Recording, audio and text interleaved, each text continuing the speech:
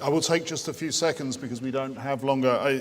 Myself and Stefan will formulate recommendations as a result of this conference. Many things have shone through clearly in what has been said, working together, coordinating our efforts, working differently, maybe and more intelligently, and looking for better models. I was particularly taken by the ideas of Tasula and Rosie about how to get public awareness to this in a different way, how to use modern techniques and maybe media-savvy presentations to attract attention to this cause. What I will simply ask now is I will be willing to share my email address, and you can either put your recommendations for this conference on the Twitter there, on hashtag Culture in Crisis, or if you would prefer, then please email them, and I can give you my email address, or I'll put it up right at the end of the conference for those who don't have it. I'll give you my card, and I'm now going to just hand over to Stefan Simon to close. Thank you, with Martin.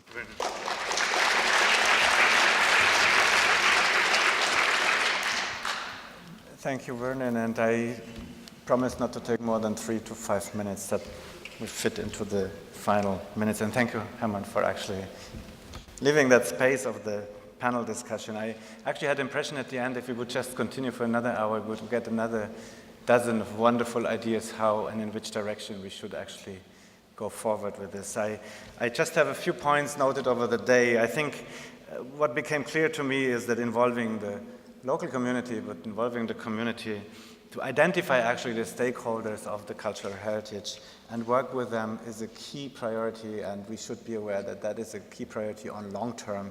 That is not something which works on short term. Just in accordance with what the Director General of UNESCO was just calling this week, we should continue to speak out against this horrific war crime against cultural heritage on all channels, as Ms. Bokova was saying. One of them is the Unite for Heritage campaign on social media.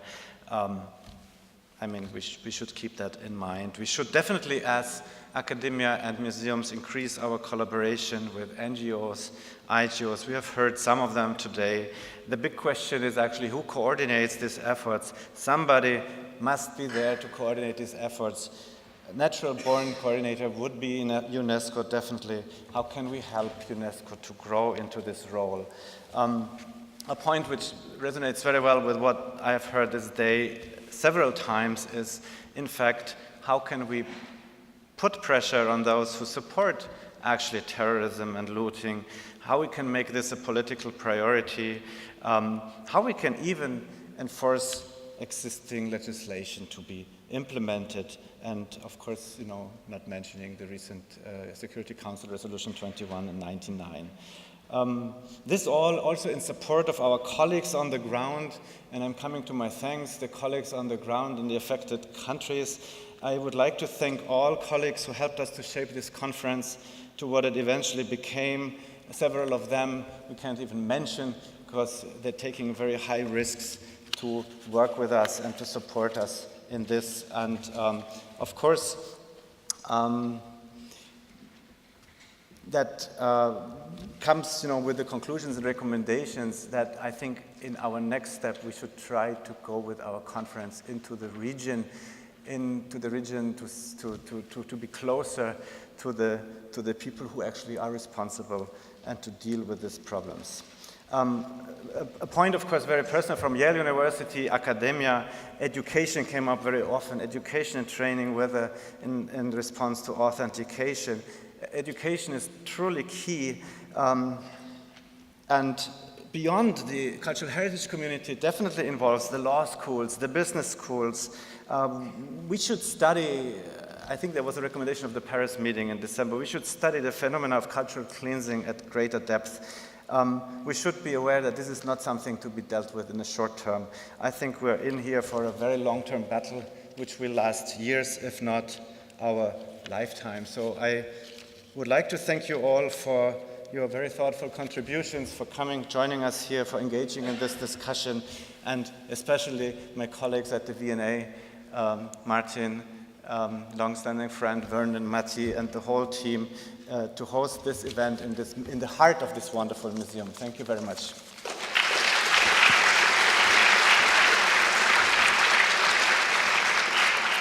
Yeah, when we started this morning, I didn't expect that you are still in the lecture theater at that time of the day. Thank you for this very focused, very intense discussion and information. It was really kind of tour d'horizon that we had today. And I really appreciate it. I appreciate that you came a long way to talk to us. Thank you to all the speakers. Thank you to the panelists. Thank you to the Yale University, to Stefan, for that, as you said, long-standing friendship and cooperation. I guarantee, I promise, it's easier said than done, that this is there will be a second step. This is just the beginning. I learned today that it's all about communication, but anyhow, I think communication is not all. We have to talk to other institutions, other networks in the same field. There are more conferences like this.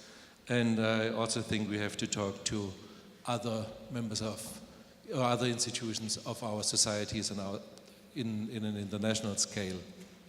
Again, thank you for being here today, and I hope to see you soon again.